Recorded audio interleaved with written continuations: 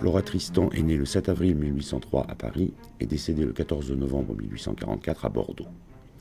C'est une femme de lettres, militante socialiste et féministe française qui fut l'une des figures majeures du débat social dans les années 1840. Elle participa également aux premiers pas de l'internationalisme. En 1838, elle publie Pérégrination d'une paria, récit de voyage autobiographique qui raconte 2 années de sa vie passées au Pérou, dont son père est originaire.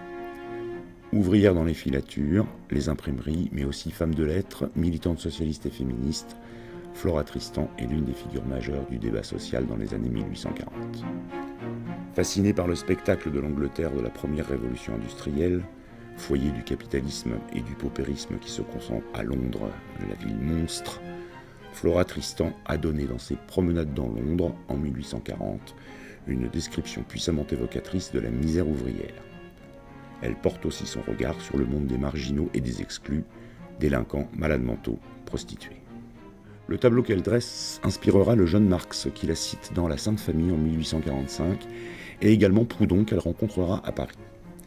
Elle est l'une des premières à présenter les ouvriers en tant que classe qui doit s'organiser.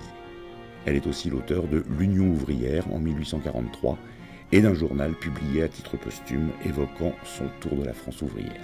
Sur le plan personnel, elle aura à faire face à un mariage subi et un mari violent. Cette époque étant conservatrice en matière de mœurs et le divorce interdit depuis 1816, Flora Tristan se battra toute sa vie pour le droit des femmes à divorcer.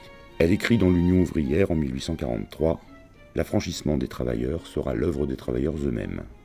L'homme le plus opprimé peut opprimer un être qui est sa femme. Elle est le prolétaire du prolétaire lui-même. » Pour l'anecdote, précisons également qu'elle était la grand-mère du peintre Paul Gauguin.